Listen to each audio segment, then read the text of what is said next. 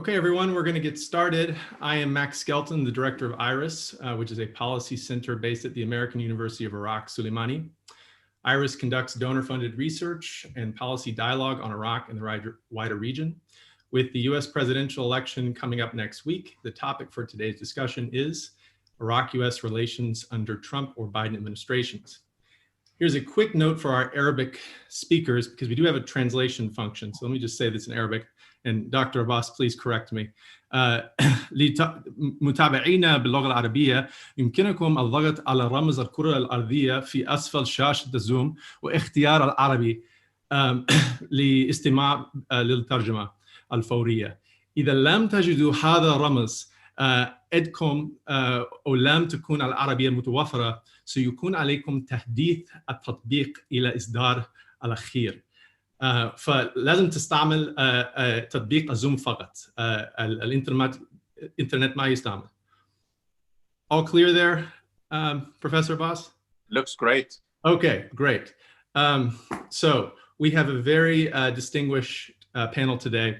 We're joined today by Ambassador Barbara Leaf from the Washington Institute, who will give us a view from the Trump and Biden orbits towards Iraq, as impossible as that might be to do. We will also have Dr. Abbas Kadhim from the Atlantic Council, who will give us perspectives from Baghdad and Erbil towards the US. And then Dr. Sanam Vakil from Chatham House, who will shed light upon Tehran, the GCC, the whole region. First, we will begin with an opening question to the panelists. Secondly, we'll have the panelists engage each other. And then finally, we will open up the floor to your questions, which can be submitted through the Q&A function. One quick note, Iraq-US relations is a topic at the heart of our research at IRIS. If you read any of our recent reports, we look at how US engagement in Iraq impacts local dynamics through a critical historical lens and a policy analysis. This is really not the level of engagement that we'll be taking today. Today's discussion will mostly operate at the more generalizing level of political discourse characteristic of presidential campaigns, which of course tend to be short on specifics, for better or for worse. So with that in mind, let's begin with Ambassador Leaf. Ambassador Leaf, you and your colleagues have written quite extensively lately about the current US administration's approach towards Iraq, from the strategic dialogue in August to the recent threat to shutter the embassy. Which of course has left us at a very sort of tense and fragile moment in the relations between the two countries. How is it possible for us to discern how a second Trump administration or alternatively a Biden administration would take the ball forward from here? What indicators do we have from both camps, either in terms of official policy positions or more informal speculation of what's to come?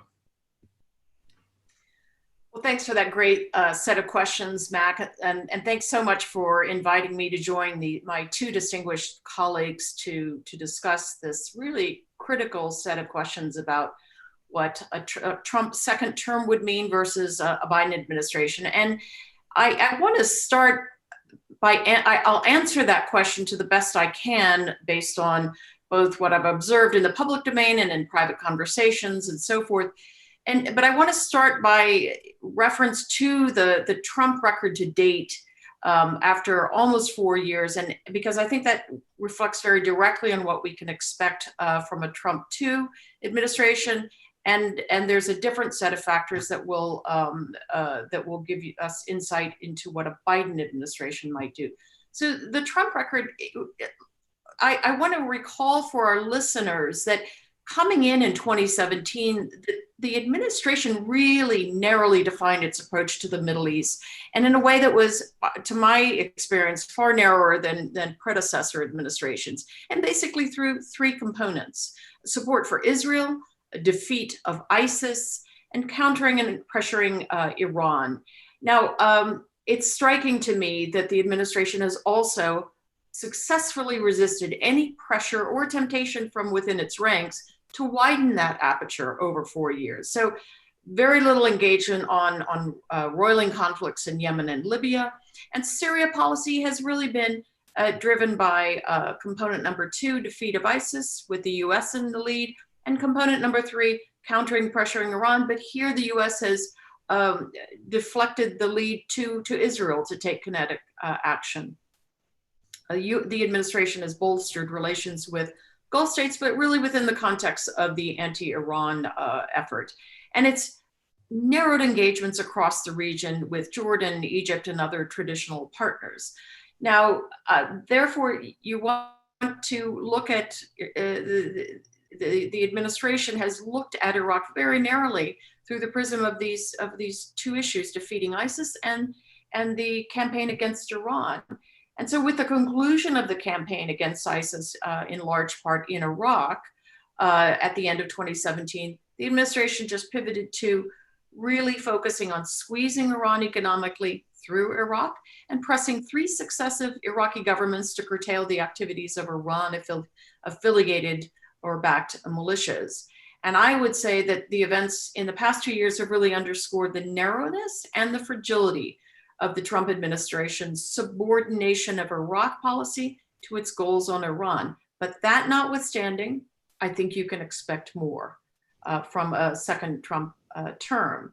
So you have also had the backdrop of a consistent, of a theme emanating from the 2016 campaign, and that Trump has revisited publicly and privately repeatedly, which is time to bring the troops home.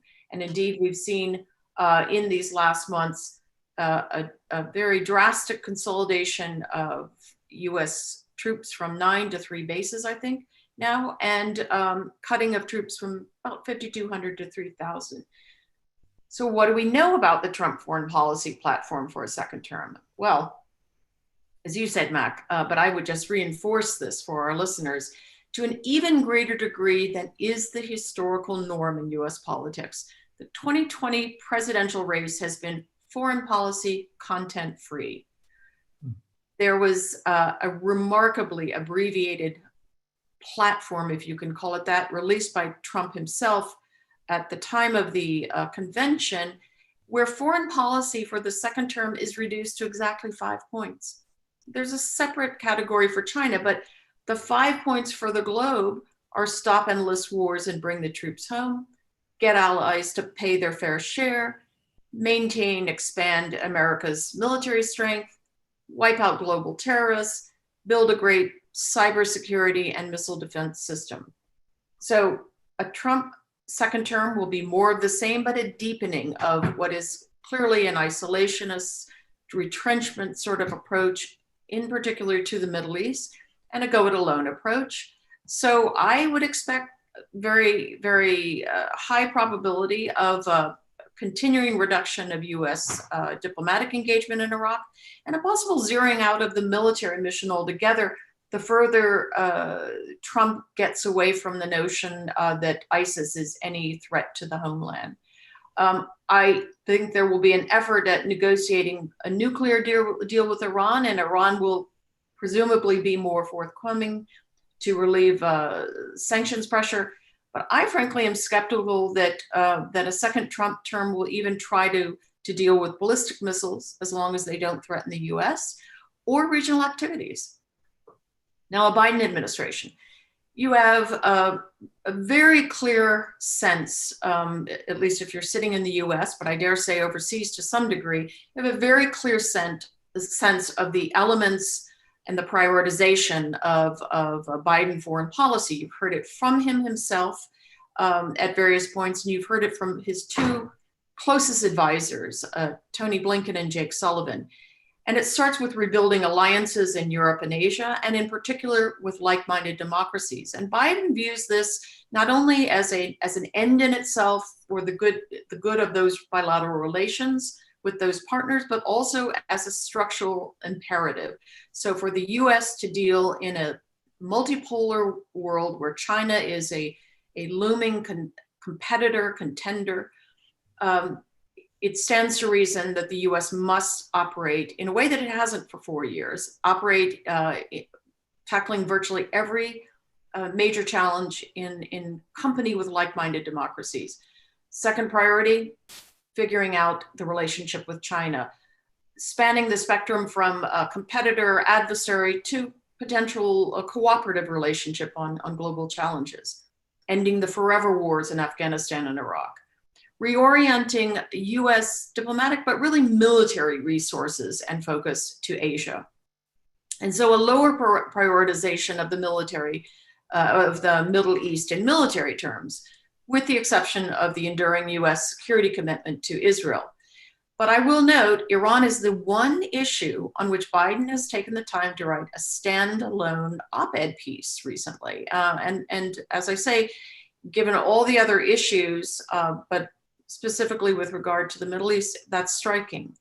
So there's really very little in the public domain on Iraq. And in my conversations with members of the campaign and those who are providing counsel and so forth, beyond the notion of the forever war, I want to stress, and this goes also from my experience serving as a senior diplomat for 8 years under the Obama administration.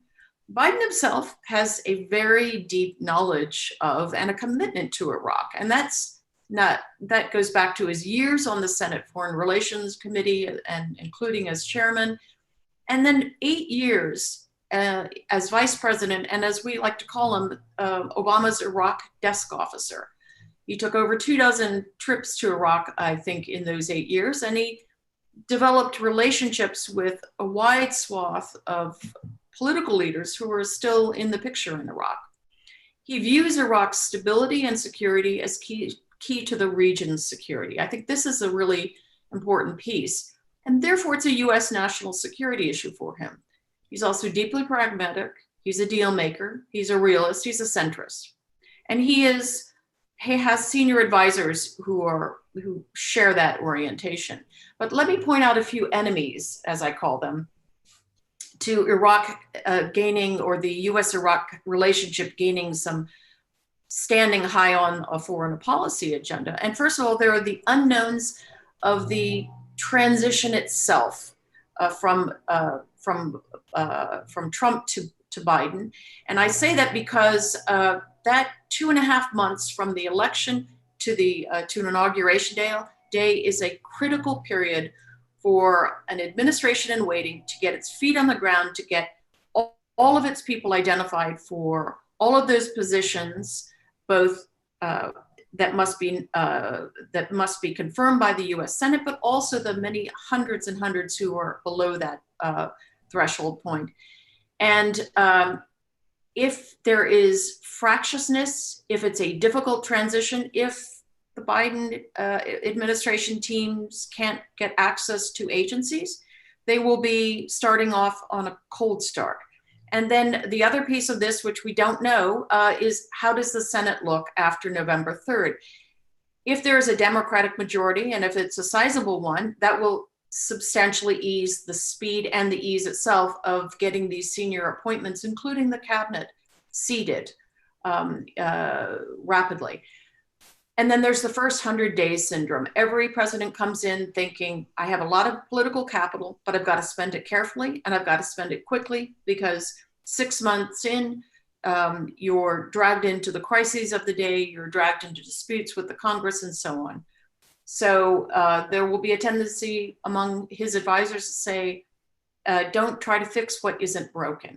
Don't try to prioritize issues which can wait. And there will be competing demands of a hugely overloaded domestic agenda for Biden. That's the pandemic, that's economic recession, social issues at home. There'll be the competing demands of foreign affairs issues of greater urgency: China, North Korea, Russia, Israel, climate. And then there are the other complicated Middle East relationships that will possibly get in line ahead of Iraq: Bibi Netanyahu's Israel, Saudi Arabia, Egypt, etc. And issue sets like figuring out a relationship with the Palestinians, dealing with Lebanon's crisis. But I will say, all of that notwithstanding, I do see some rays of hope, some room for optimism, because of both Biden's own experience and the degree to which he views Iraq's stability and security as central to the larger region. And so I would expect a rapid effort to de-escalate with Iran. Does not mean he jumps into an Iran nuclear discussion. In fact, There will be those arguing for taking their time.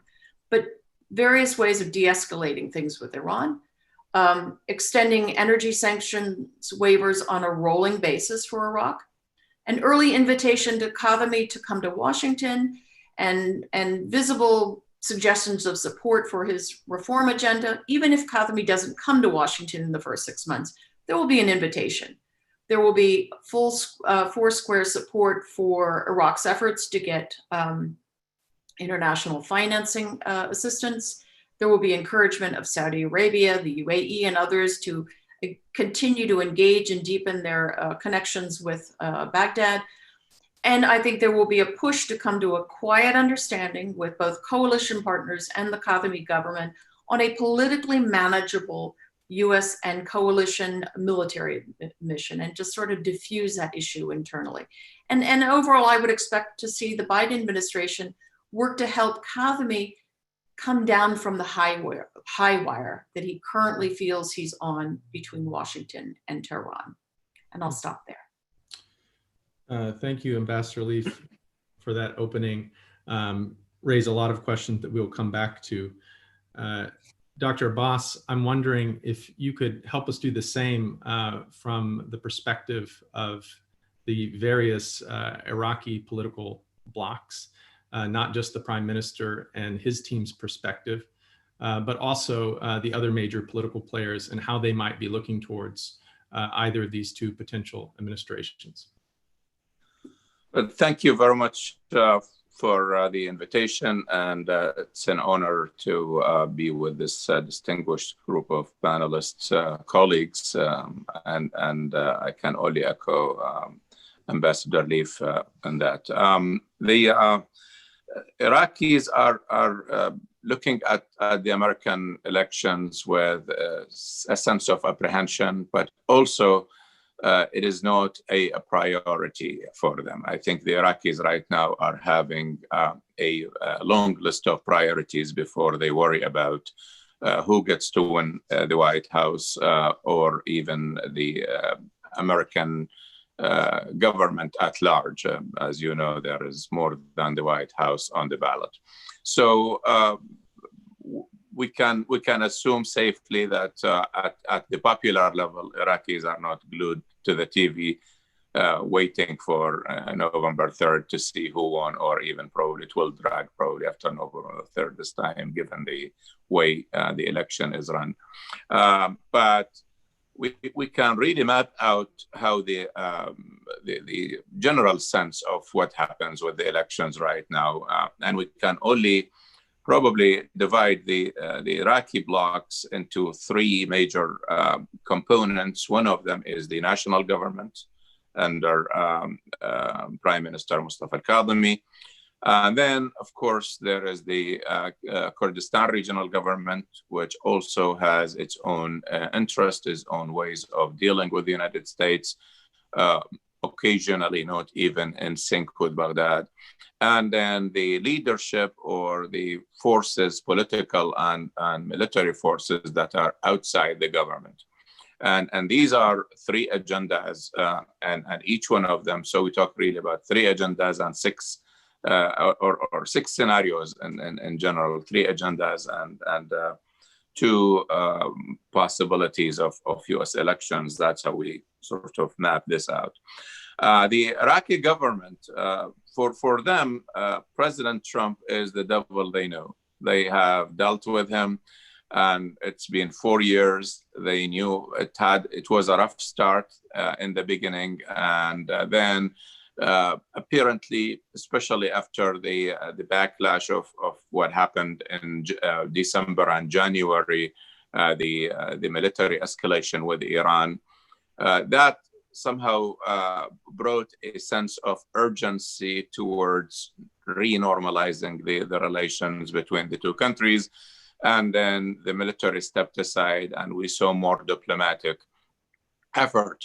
The Iraqis and the Americans had, or the Obama administration, sorry, the Trump administration had a little bit of negotiation. They had two rounds, one in Baghdad to set the stage, another one was in Washington.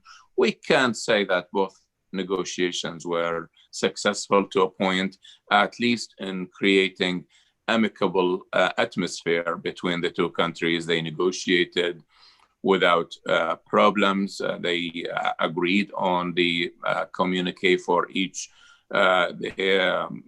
negotiation round, and they did not have disagreements on what gets in and what is left out. Excuse me. And then Kadhimi's visit to Washington was very, very successful. He was received better than, in fact, many people expected. And he had, with his delegation, a very good round of talks and left Washington with solid support from the administration. So it is safe to say, from what we know and from the speaking with people in Baghdad's government, that they really like to continue dealing with Trump because everything is already set in place, and they know where that goes. Let's remember that also Prime Minister Kadhimi came with a blessing from the Trump administration, and he's been receiving good support from them. That is from the Iraqi government side. For them, Biden, if Trump is the devil they know, Biden is the devil they think they know. And because they go by his record from the time he was a senator and from the time he was a vice president, and there are two Bidens. Biden in Iraq is normally, his name is associated with the idea of, the Iraqis call it dividing Iraq. As we all remember, he spoke about, and he wrote even a piece co-authored with Gelb, saying that it is better for the three components of Iraq to have a large sense of autonomy to run their own affairs, the Sunni, the Shia, and the Kurdish side. Now, for Iraqis, this is a slippery slope that would inevitably lead to dividing Iraq into three entities. And Iraqis are very sensitive towards any assumption that this could be the end of Iraq after all of the sacrifices Iraqis have done or have offered to continue the unity and the integrity of their country. From his vice presidential record, Biden would be, we know what the Obama administration looked like, but the question, and this is a big question, will Biden be will he replicate Obama's attitudes towards Iraq? Disengagement, full withdrawal, only re-engaged after the catastrophic appearance of ISIS in Mosul.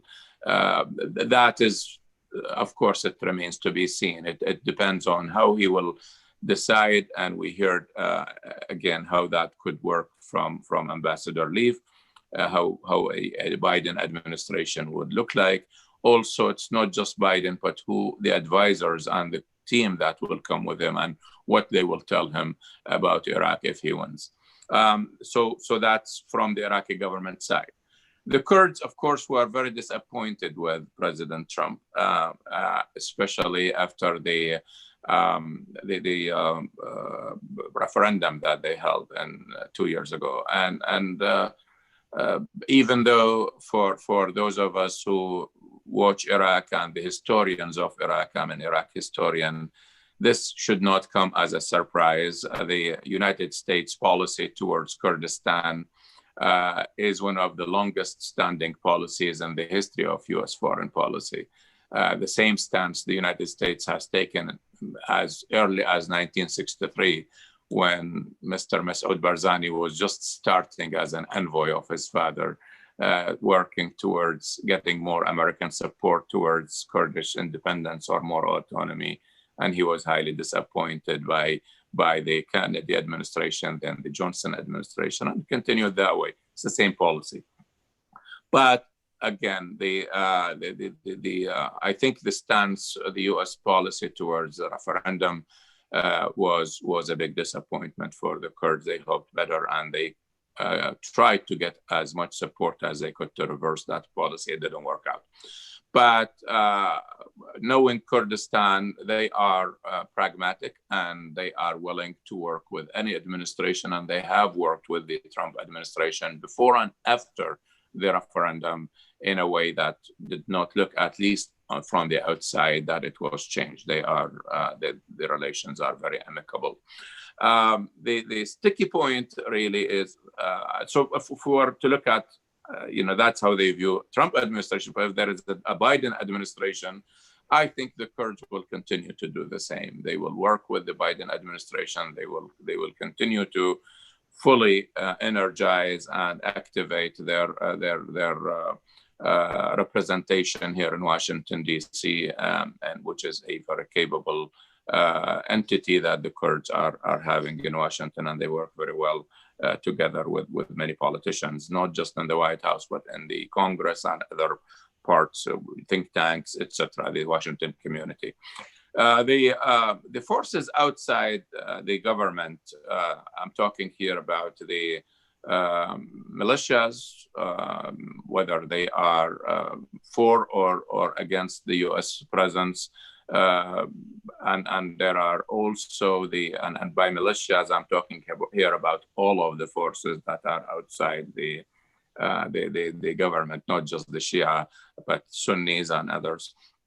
And there is also there are the political leaders in Iraq who are out of the of government. As you know, Iraq is made of many blocks, and it is hard to tell who is in government, who is not in government. Everyone has a share in the government, but everyone is claiming also a share of the opposition. And it's kind of very foggy when it comes to the positions and the opinions of various political blocs. But there is one thing that is very clear, is that all of them are trying to or competing to get the prime minister's position to their own bloc. And for that purpose, whatever the government does, you will see the effort to exploit and to politicize government positions. So there are certain blocs that are within the Shia political leadership who are clearly harsh and hawkish when it comes to the United States presence. And among those, basically the state of the law, for example, even though they had good relation when Prime Minister Maliki was in office, but now they are more on the hawkish side. They, of course, Fatah, which is a group of blocs that are including, of course, the state of the law, but they are in general they are associated with the popular mobilization units, and they are closer to Iran than the rest. They are close to the United States. U.S. friends in the political blocs that are out of the government are pretty much staying in the outside, if you will, the activity. I mean, the best way to describe the behavior or to understand the behavior of U.S. friends and the political leadership in Iraq, if we were to remember the resolution that was presented in the Iraqi parliament.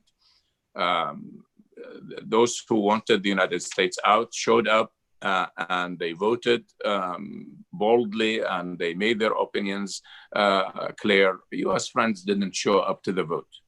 So, yes, there are people who will tell you in private they like the United States presence, they like to continue this pressure on Iran, in other words, but President Trump's policies. But when it comes to really taking action, they are not there. They just decide to stay behind the scene. All their talk is private, but on record, you don't hear from them. With the Biden administration, I'm going to close with this. With the Biden administration, I think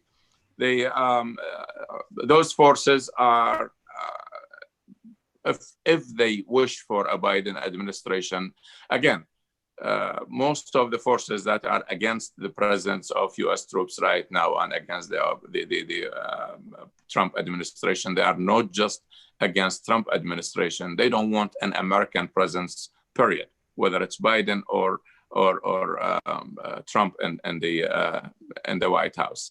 But at least I think if you were to ask them and press them for a preference, they would pick Biden because they hope that Biden will, one, be easier on Iran, and we just heard about that from Ambassador Leaf.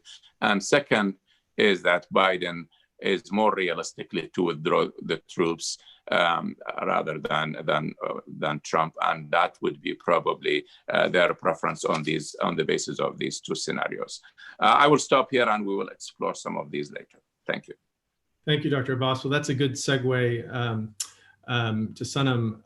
Sanam, as Dr. Abbas is saying, there might be a perception that a shift towards a Biden administration would sort of retool the overall engagement with Iran, and then that would have ripple effects in the overall policy towards Iraq.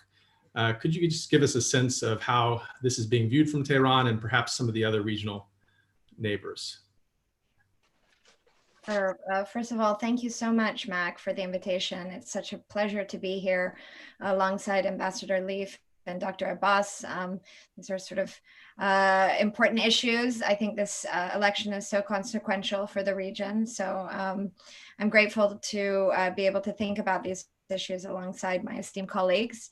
I think the view from Iran is a bit murky. I think the assumption is, of course, that Tehran prefers a Biden administration because, as Ambassador Leaf said, candidate Biden has been very clear and in writing an op-ed, as she rightly pointed out, about his intentions vis-a-vis Iran. And so the assumption from that op-ed, and then sort of taking it further in the sort of statements and discussions that have been public with some of the Biden team, is that there will be an intention to renew some form of negotiations with Tehran, make an effort based on some form of a compliance agreement to revive the JCPOA, the Iran nuclear agreement, and provide Iran with sanctions relief. So on that assumption, one would also think that policymakers would jump at that deal. And I think that there are policymakers in Tehran that see a Biden victory as better for Iran. The sanctions relief, of course, will be very welcome. But I think that there are concerns about a Biden administration, because we know that a Biden administration is looking not just to return to the status quo ante. The Biden administration very much wants to learn from the mistakes of the JCPOA, the mistakes that got us to where we are today, with maximum pressure, with the sanctions-based strategy, with a huge divide between Washington and its European allies, with deep concerns among America's regional partners, specifically Israel, the UAE, and the GCC. And to redress all of these concerns and all of these issues, that would require perhaps broader discussions. And Tehran thus far has made it clear it doesn't intend to broaden the scope of discussions. It's the JCPOA or nothing. But frankly, the reality is that Tehran probably knows, the umbrella of policymakers in Tehran, I think, very well know that in order to deal with the immense sanctions pressure, they do have to find a way to improve on the JCPOA, not just to address issues of sunsets or the issues that were excluded from the JCPOA, being ballistic missiles and regional issues, but also to prevent another president coming back in a few years and withdrawing from the agreement again. So this new agreement needs to become something that's permanent, a treaty, if you will, a treaty that is respected by the U.S. policy establishment.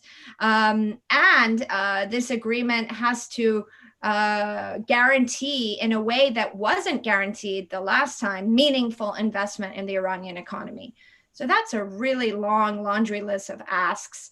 And it's important to remember that the Iran nuclear agreement is 54 pages long. You know, everyone says it took a decade to negotiate. So when you think about redressing all of these issues, that's a huge challenge. And Tehran is aware of those challenges.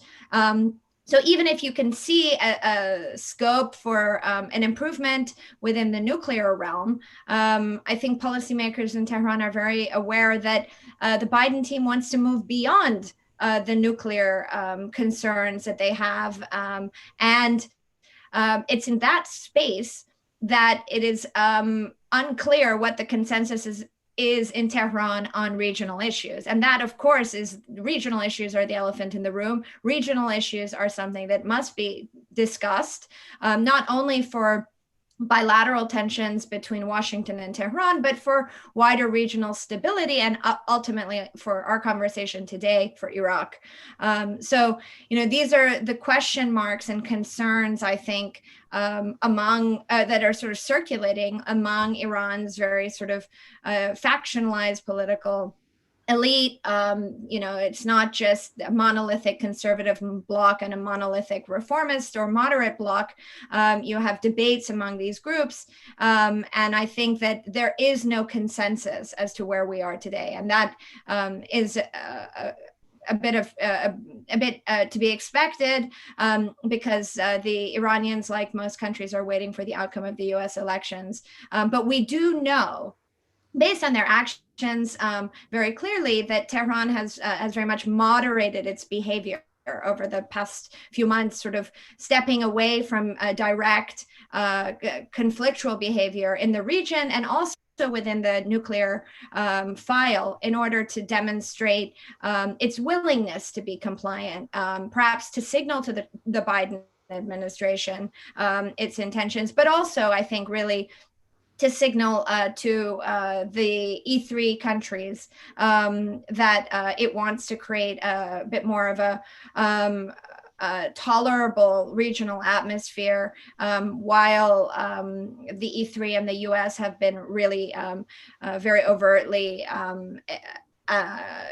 battling each other at the UN Security Council over the arms embargo extension that failed, and with the snapback sanctions that were, according to the US, reimposed on Iran, but with the rest of the international community, you know, ignoring those snapback sanctions. So it's those are the sort of questions and issues that the Iranians are considering. And I think that there are members of the policy establishment in Tehran that do see a deal possible also with the Trump administration. It's not as clear of a pathway to a deal.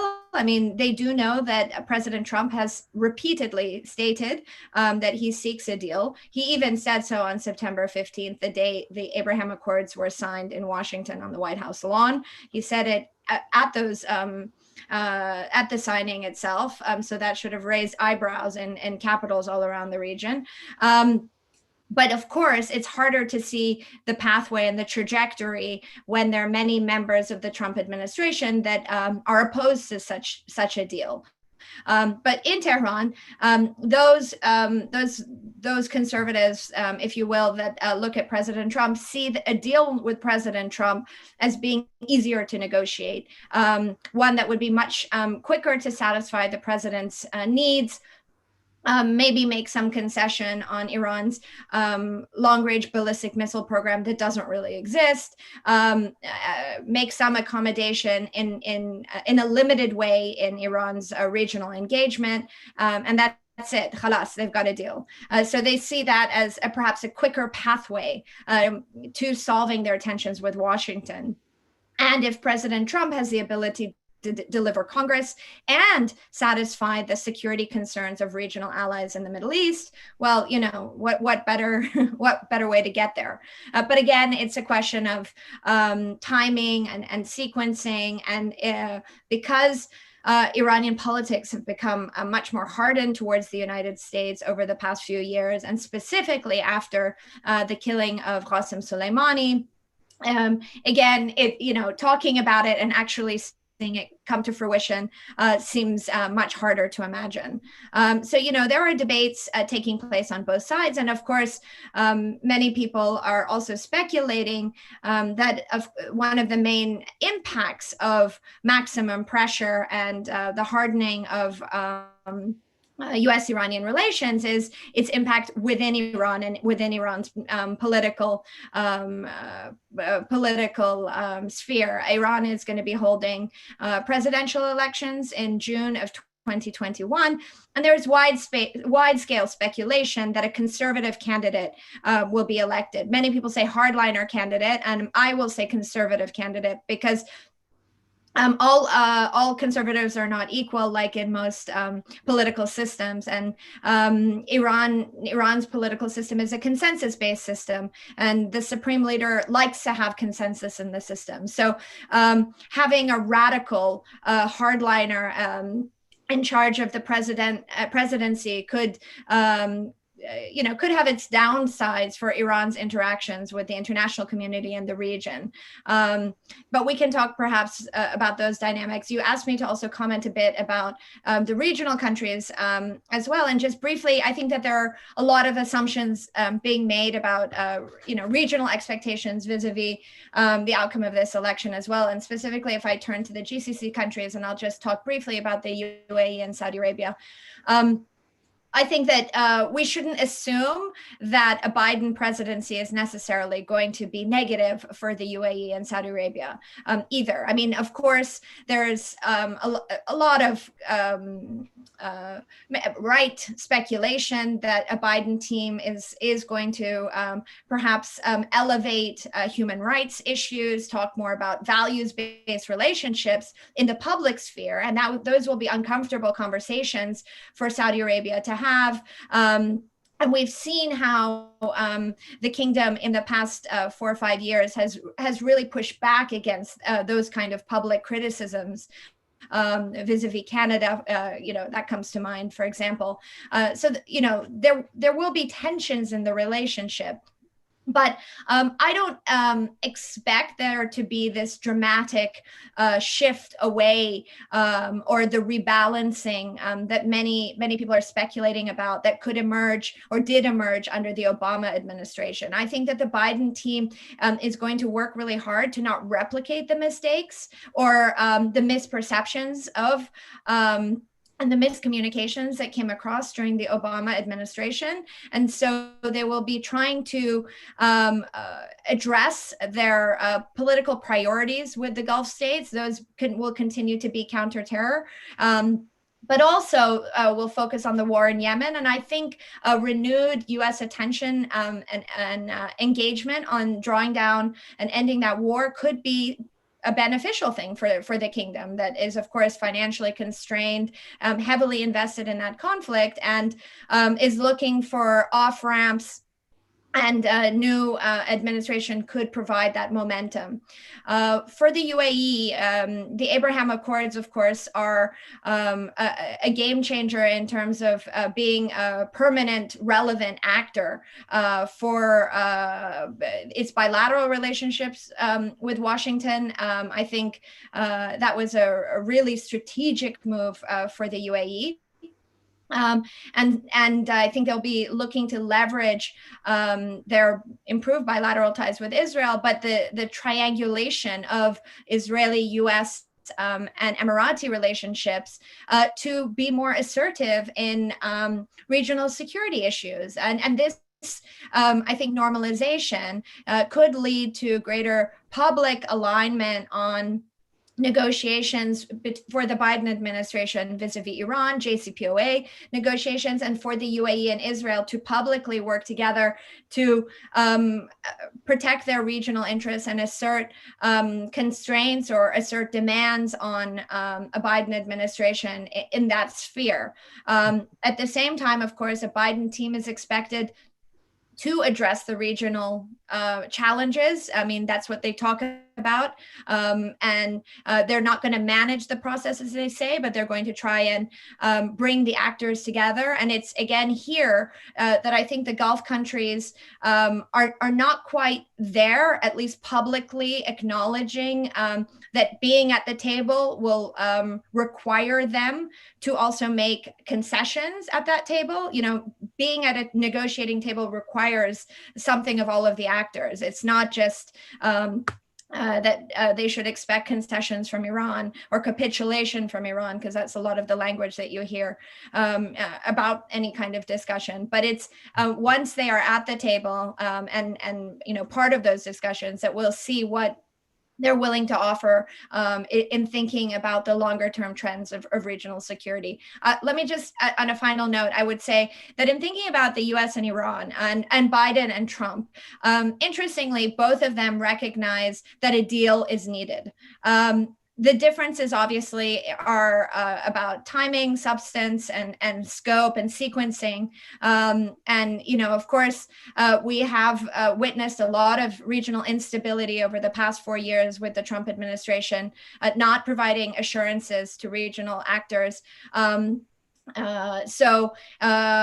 know, perhaps in the next 4 years, we will see a deal come to fruition. Much depends on the level of U.S. engagement and you know, who is sitting at the table in order to guarantee that process. Thank you, Sanam. And before we turn to our panel to kind of engage each other, I wanted to have one follow-up for Ambassador Leaf. You mentioned that as a part of your framing of the potential Biden administration, you emphasize that he has deep history and knowledge in Iraq. He's certainly a known actor there. I'm wondering, I mean, so you were based in Iraq, in Basra, and then later you were Deputy Assistant Secretary for Iraq, all during the Obama administration. And there were a lot of key moments during that period in which Biden was a key actor. Whether it's in the drawdown of troops, sort of being at least a political point person for that effort, whether it's government formation in 2010, you know, which was such a momentous moment, and some say that Biden may have tipped the scale in favor of Maliki. Others disagree. So you were there. Help us understand how these moments that are sort of such key moments in Iraqi history might give us an indication of what kind of person Biden would be and what kind of relationships he'll be drawing on in engaging some of these thorny issues. So, I mean, Abbas's discussion really was a great reminder as to how differently Iraqis look at the same events versus American officials who were part of those events, but are very cognizant that 10 years, 6 years, 4 years have occurred in the interim, and events have changed, dynamics have appeared that weren't there, and so forth.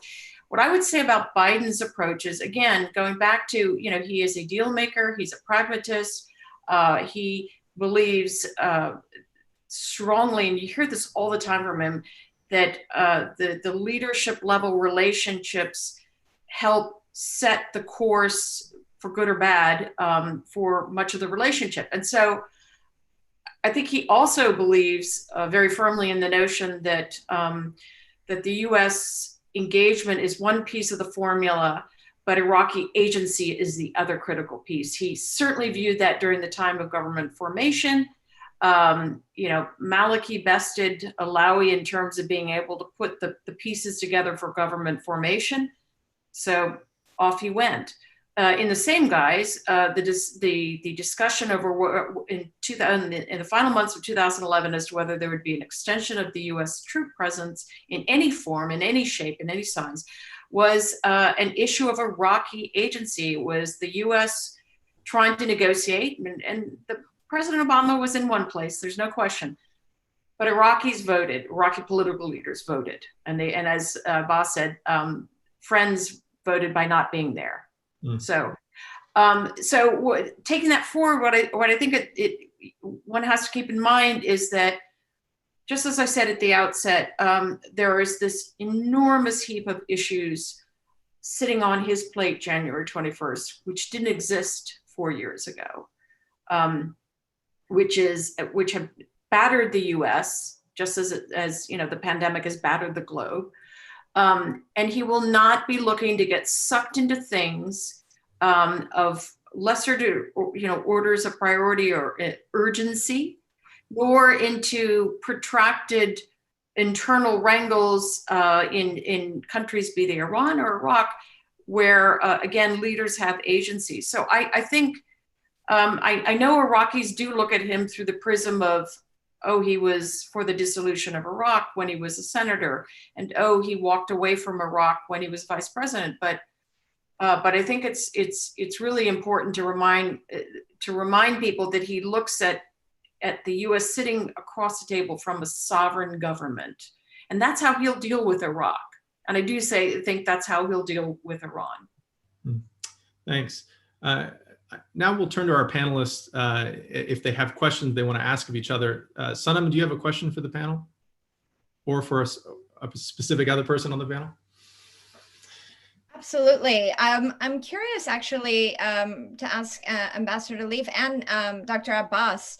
I mean, we've seen these signing of the Abraham Accords, and it's unclear to me how regional actors outside of the Gulf states and Israel are interpreting these accords. How are Iraqi political actors seeing the Abraham Accords?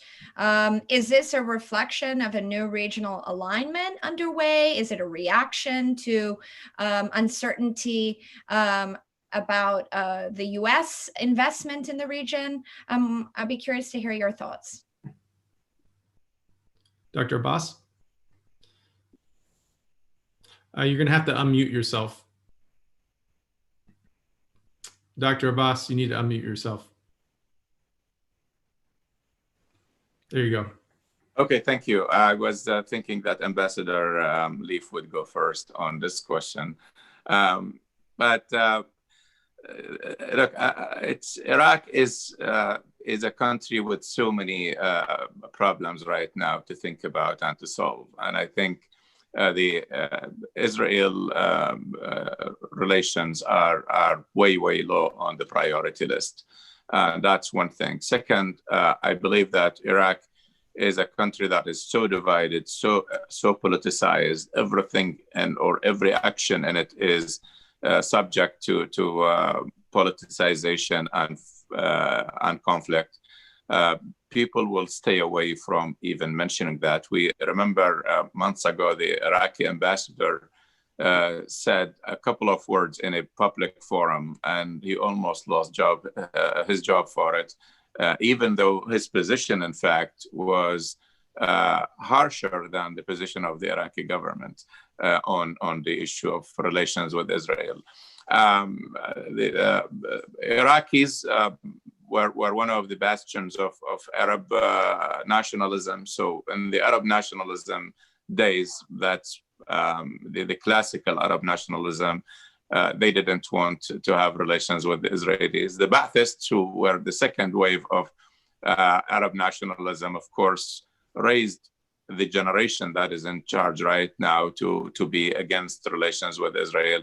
And then from the Ba'ath Party, the people who received the power in Iraq are the Islamists, and these guys also are against relations with Israel. So I don't believe that Iraq will be a country that will look at this in a serious way. You will not see Iraq even entertaining the question of having normalization with Israel. But even going beyond that, and I will close with this, the question is, what is the substance of these relations that are happening right now between Israel and the UN, and the UAE and Bahrain? I'm very hard to impress when it comes to these deals that don't involve the actual root of the problem, which is the Palestinian plight. Just to let this sink in, Israel and Egypt signed an accord 42 years ago. Until now, there are no normalizations between the Israelis and the Egyptians beyond government-to-government policy and relations. 42 years, we don't have real normal relations between Egypt and Israel. I don't see how a deal with Bahrain or with the UAE, with the nature of the relations between these governments and their people, will end up helping peace or even having substance. And I think, Iraq is a different political animal. And I think, the question is better not even to be put on the table. Not your question, but the question of normalization. I would just add a couple thoughts. Abbas is right. The contrast between Iraq and these Gulf states is acute when it comes to whether whether conditions are ripe for normalization. They were ripe in UAE, and to a much lesser extent in Bahrain, notwithstanding the Bahraini government's sort of normalization with a small n efforts of the last few years, but the public wasn't ready. What was the difference? US elections, pressure from the Trump administration accelerated that. In the case of UAE, the proximity of the elections accelerated it, but it wasn't pressure from the US because the UAE saw conditions as ripe and saw huge bilateral benefits for themselves in going forward. I think any normalizations that occur in this space right now are very clearly coming under pressure from the US, with a variety of hoped for inducements or benefits coming from the US. So whether or not Egypt, as a long-standing cold peace changes to a warmer peace, again, I think, governments have to prepare their publics for that. And that has not occurred across the region. So there will be a degree to which the clear bilateral benefits accruing to the UAE and to Bahrain from normalization may give other governments some food for thought. But if they haven't done the work with their publics, I think it's going to be a very slow regional dynamic. And just to piggyback off that, I'm wondering, it's often said that, or the standing policy of the current administration, I would say this would speak more broadly to the past two administrations, has been to try to push Iraq closer to the GCC, whether we're talking about energy ties, the whole scope of sort of economic integration, and away from Iran. But there's not often, at least from what I think most analysts would say, a whole lot of substance and support put behind that push. It's a political push more than there is a whole lot of backing by way of investment in particular policies. Do any of you see with a Biden administration or a second Trump administration that fundamentally changing, this push towards integration, receiving a more substantive kind of support mechanism, or will it retain at this level of just sort of, encouragement without much behind it? It's a good question. First of all, there is no GCC anymore. We have 3 GCCs or maybe 4. So I think this is a problem that is internal to the GCC. So Iraq now is looking at these countries as individual countries. It always has, but now it's even more because there isn't a GCC central decision-making right now. But from Iraq's point of view, the relevant countries in the GCC are Saudi Arabia and Kuwait because they are neighbors of Iraq and they have shared border. Kuwait, the relationship has been very good in turning the chapter on or the page on the past history, but still there are many potential problems from the settlement of the invasion of Kuwait in 1990 that will come later. And the two countries right now are successful in kicking the can down the road, and they don't let them. Issues of access to the Gulf, port, border, you name it, oil sharing. Saudi Arabia is a different story. Saudi is, even though Iraq tried to go back and renormalize the relations, and they forgave all of the Saudi positions between 2003 and 2015 or 14 on their treatment of the Iraqi government. But Saudi has a problem that needs to be solved and addressed. Saudi needs to have Iraqi-Saudi relations for their own sake. And for the Saudis right now, they only want to open to Iraq to have Iraq back as a tool against Iran or in their rivalry with Iran kit.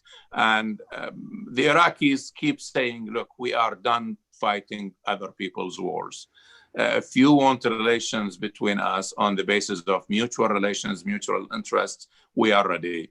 But if you want us to be your close against Iran, you need to forget that. And that is, I think, the one thing that is not solved. I don't believe that the issue of normalization with Israel is going to stand in the way of making the relations with the Gulf better. Iraq is understanding this as, again, part of sovereign countries doing what they want to do. Iraq is still adhering to the Arab Initiative, which is a Saudi initiative that was adopted and voted for unanimously by the Arab League, which is basically to say it is never going to happen because Israel will never comply with that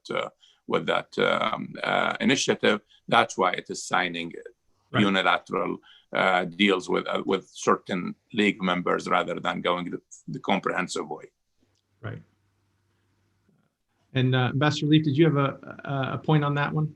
Yeah, I mean, this issue, there are internal, obstacles to all of this in Iraq, and there are external. And the external, I think, Abbas really fully delineated, and it goes to this this fracturing, complete fracturing, and probably permanent fracturing of the GCC, or rather the family of six, and worse, quite apart from it being a distraction, it becomes a competition. It's this competition and conflict is exported elsewhere, and it has at times threatened to be exported into Iraq, which would be disastrous. So that's on the external side. On the internal, the Iraq is just such a poor bet as an investment in an investment sense.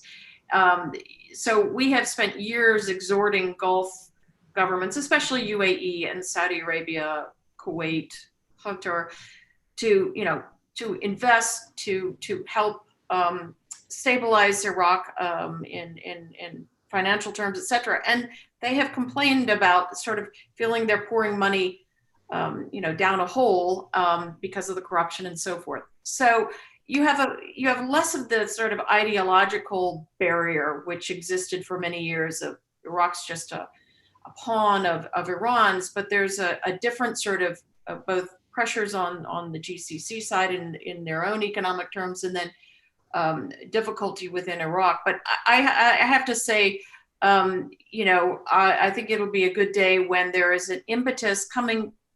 Again, it could be from individual countries, not the family of the six, when there is a sort of integrationist effort organically, because there's a recognition that Iraq, if it's not integrated, and not as a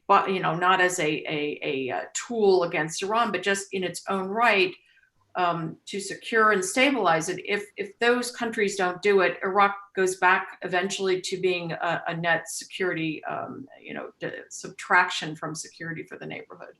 And that should not, that's self-evident to the US. It should be self-evident to these governments, but it isn't always, apparently. And Sanam, did you have any follow-up there? I would just, I mean, the GCC, I agree, is, not operating as a security entity in the way that we have historically seen it to be. But, and, there will probably be, regardless of who wins, I think, in November, an effort to, bridge the differences, albeit cosmetically, between Qatar, the UAE, Saudi, and Bahrain. These are probably rifts that, despite the cosmetic reappearance of the GCC, are not going to be healed so quickly. This is going to be something deep that is going to take a long time to build back trust. And I think that as we are seeing GCC leadership moving along generational lines, and you're seeing the younger generation come up, obviously more of these issues and more of these tensions are going to be expected going forward.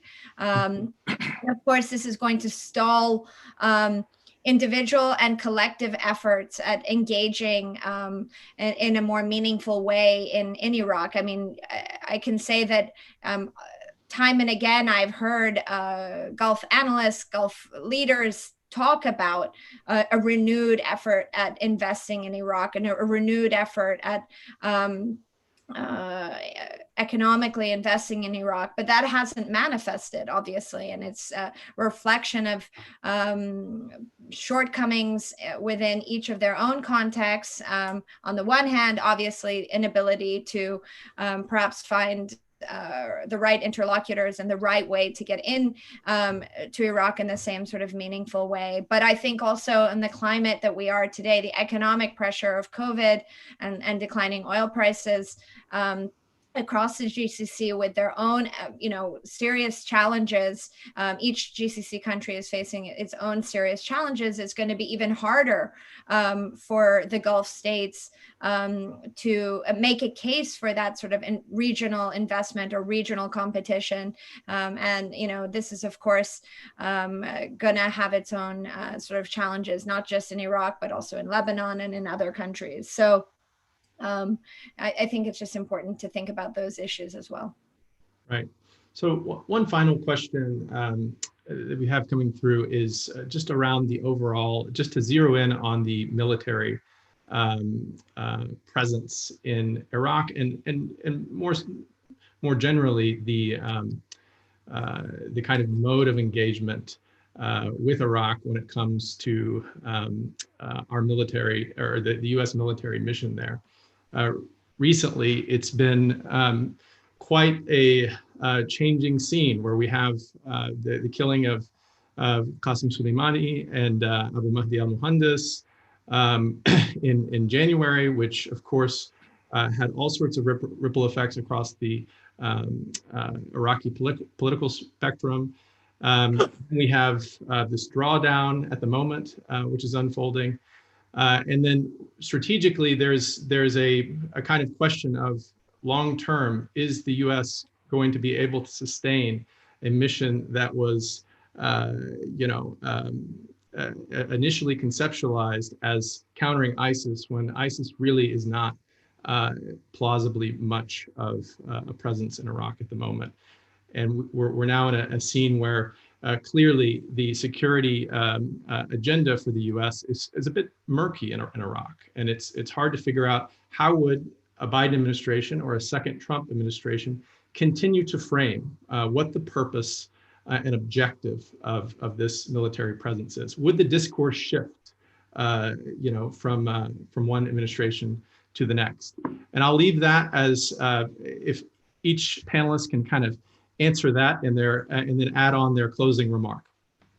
And we'll start with Ambassador Leaf. Yeah, so look, I mean, I would fully expect a Biden administration to come in and do as you have with, historically with changeovers in administration from Democrat to Republican, et cetera, Republican to Democrat, you set a team to work to really in DOD, with NSC, with the State Department, to really look hard at the current situation, the current mission set for that it inherits for the U.S. military mission, and really dig deep in terms of analysis of what the projection is, but lay that side by side with what the Iraqi government is articulating as its desired mission partnership. ISIS was broken as a territorial contiguous piece, but it's not been broken or eradicated in real terms. And you see attacks across the north in the places where ISIS or AQI before it first percolated up, and intimidation of targeted assassinations, intimidation of local folks in villages, ad hoc checkpoints, and so forth. So there was a long overdue technical discussion of a bilateral nature, well, nested within the coalition, of course, between the US and Iraq, that really effectively, with the defeat of ISIS or the destruction of the caliphate, that never really took place. And now there's a very heated political atmosphere, but you saw the administration essentially attempt to diffuse that a bit by saying, let's not just talk about the military, the size or the when it's going to leave Iraq, but rather what's the post-ISIS mission. And there is still a mission to continue to train Iraqi forces so that they can contest the territory, that they can do all the different tasks. And it's not just kinetic tasks, it's the full spectrum of logistical support and so on, as well as dealing with local authorities and local communities. So that's not done, but I expect that the Biden administration will want to have that technical discussion with the Kadhimi government, and again, try to neutralize the politics of it, nest it within a coalition effort. But no, we're not going back to the days of 10,000, 15,000, nor combat troops. This would be an advise and assist, a training mission. And I would just say, to close out, again, I think I am reminded of how wide the variance is between the American perspective, be it within a Trump administration or the nascent Biden administration that hopes to take office, between their perspectives on the problem set, and as we've heard from both Sanam and Abbas, the way these other capitals look back at the Americans. And I think there is room for optimism and a very pragmatic approach. But I think, again, I would just stress that either Trump or Biden would expect Iraqis to really exercise agency, whether it's in protecting US diplomatic or US military missions that are there in Iraq with the consent and welcome of the government, or in elaborating a different kind of relationship. Dr. Abbas? Well, to your question, I think Ambassador Leaf just explained it in a great way. If I were to add a little bit from my side, is this: look, I think the Iraqis did not handle the end of ISIS fight very well. Immediately after declaring the victory over ISIS, they instead of just going after the remaining aspects of ISIS existence that Ambassador Leaf just mentioned.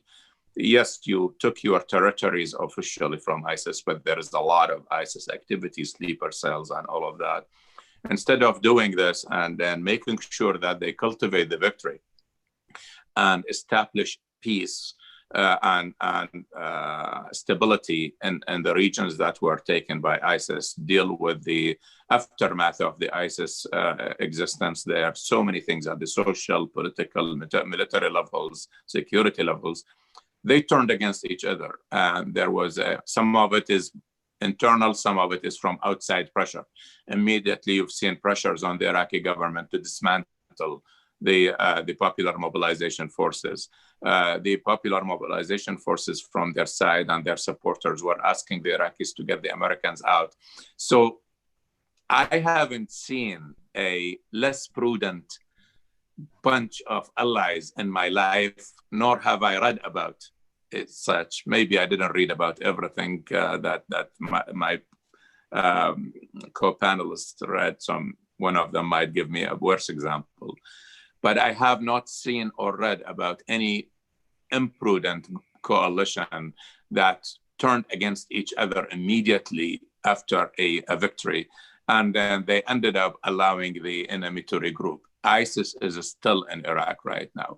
And what do we see here? Instead of being there, securing the places, ISIS is running unfettered in many areas, as the ambassador just mentioned, while our best forces are going deep in the south, searching some guest houses of tribal sheikhs, looking for this or that situation and not even doing it well.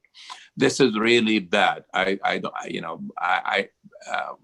There was a law that was put in place in 2016 to take care of the Popular Mobilization Forces. 3 prime ministers until now have not applied it since it was passed.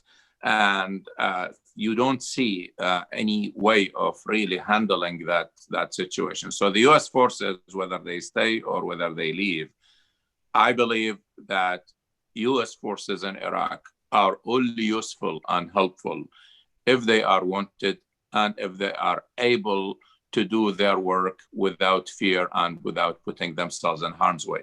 But if all what they are doing, like right now they are doing, is worrying about force protection, they are not going to be effective and they are not going to be helpful. And probably it's better to take them out, or the ones that you don't, there are 3 components. One that is training the Iraqis, no one is talking about these, or the ones who are protecting the US facilities, that's also okay. But I think the debate is over those that are there to fight ISIS, or the remaining of the forces that went to fight ISIS.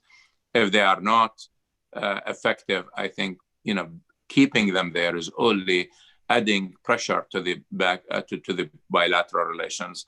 And it's better to take the forces out and let the diplomats work their way to prepare both countries to have better relations that might bring the forces back, but in an effective way. My closing is another thing that I want to mention here is, and I will not take long with that. We spoke about Biden administration and Trump administration, but we also have, Sanam mentioned that there will be an election in Iran. That will be a game changer probably. But also let's remember that there will be an election in Iraq, whether it is an early election in 2021 or in 2022 as the regular election. And that will also change the situation, because we don't know, and no one ever will know, what kind of popular sentiment that will be manifested in these elections. All of the current political settlement in Iraq and situation is based on the 2018 election, which doesn't look like what the Iraqi population thinks right now. So it is very important to remember this. And Ambassador Leaf mentioned that probably there will be 6 months into the Biden administration. I think that's a reasonable estimate on when they will probably have a Kadhimi visit or a direct engagement by the time the new administration will be firm in the saddle. If there is a Biden administration, then that would be exactly the time when Iraq is going to have their elections. And then, who is going to be put in place, that will dictate what kind of relation will be there in case Biden wins. With the Trump administration, of course, also you will have to look at some time to heal the internal American dispute. I think even if Trump wins, this is not going to be a continuity like our previous two-term presidents. I think it will be an injurious process that will not be taken as smooth as in the previous administrations when the president continues, Obama or Clinton or Reagan or even, George W. Bush also as a two-termer. It's not going to be smooth. There will be wounds to heal. And I think the president, if he wins a second term, will be prudent to work on that before turning into international relations, because domestic relations will suffer from this election one way or another. So Iraq will be, of course, depending on how this situation, the election of 2021, if it happens, also the outcome of the triple crisis right now. If the COVID and oil prices continue, Iraq will probably collapse economically, and it will be more of a liability for those that want to deal with it, the US or the region, rather than trying to have a better position in Iraq. Probably it will not be worth even for some people to spend effort and energy on an Iraq that is completely crippled by its bad governance and by its depleted economic and political conditions. So it depends on what conditions Iraq will be in the next few months. And that's why I think I will leave you with the words that Deputy Prime Minister Ali Alawi said in his white paper. He said, the aim of this government from this white paper is to take Iraqi economy from the intensive care unit to the critical care unit in 3 to 5 years. So if the government and the smartest person in the government right now, Ali Alawi, says that this government with good work and with a lot of luck can move Iraq in 3 years to the critical care unit, think about what we are talking about in terms of US-Iraqi relations with a country like that in the economic and other conditions that is left with the triple crisis that they are having right now. Thank you. Thank you, Dr. Abbas. Sanam, close us out. Okay, let me close it out. I'm not going to weigh into the waters of Dr. Abbas and Ambassador Leif. I think they've covered the ground, and I don't want to be repetitive but let me talk about the U.S. military presence and questions about that from an Iranian perspective, because I think there are also assumptions there that the U.S. leaves, it's all going to be one big celebration in Iran. I think that there are positives and negatives to the U.S. departure, and I think that considering weighing the costs and benefits for Tehran are important here. And I think that Iraq, of course, and the U.S. military engagement in Iraq is going to be an important part of any longer term security dialogue between the US and Iran and regional actors. So thinking through those positives and negatives is important. So obviously, for Tehran, seeing a US departure, is something it can always call a victory.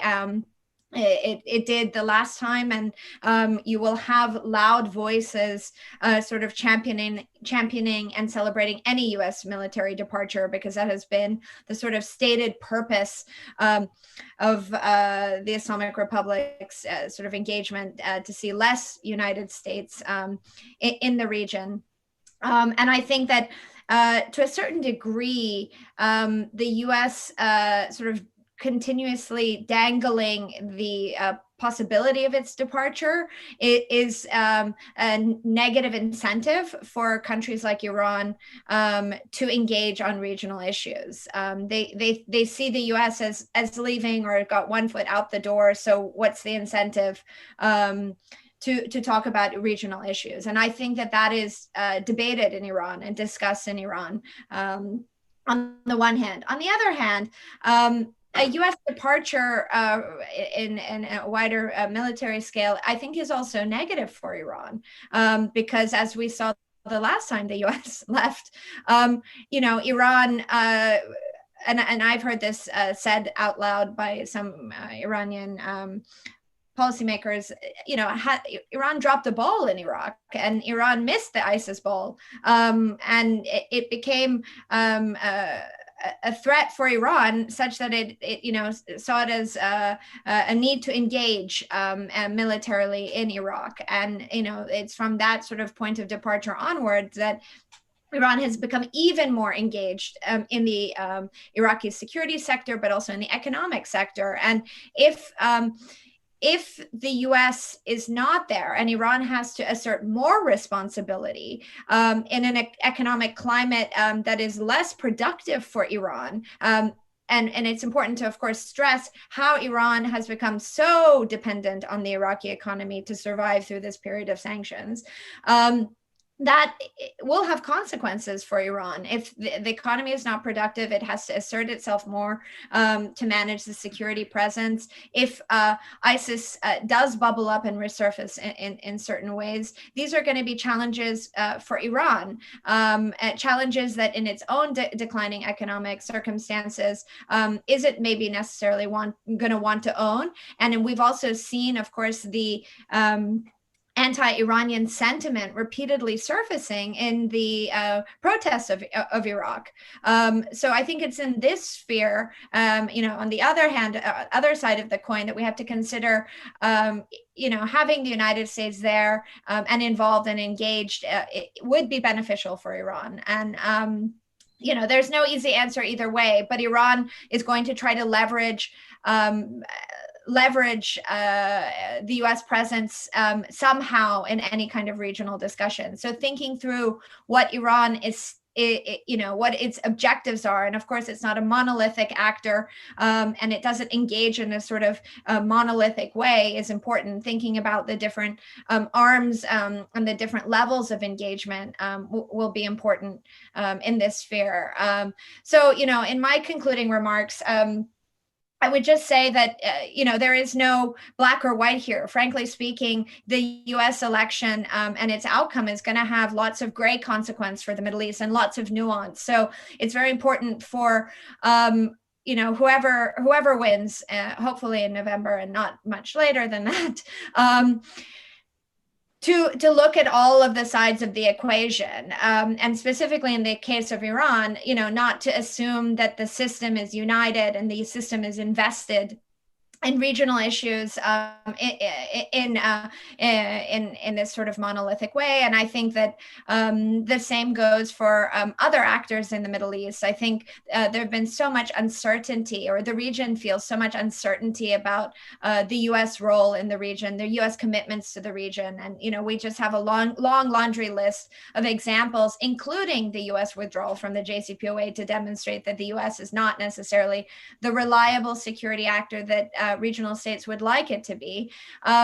So I think going forward, regional states need to be prepared for either outcome of a negotiation between Iran and the United States, and come to the table or be in the next room prepared with the lists of asks and the list of compromises that they're willing to give in order to think about regional security and try and help be more productive, because with greater sort of let's say diversion of US resources and focus to the bigger geopolitical challenges, specifically China, it's the Middle East that's going to suffer. And you can really see there's Middle East fatigue in Washington, in capitals in Europe, and from, frankly speaking, the private sector.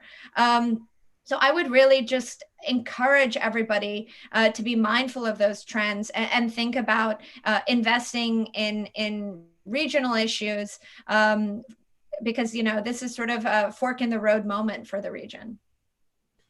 Thank you, Sanam, and thank you to our panelists, to our audience, and we look forward to seeing you again next month for a continuation of our foreign policy series.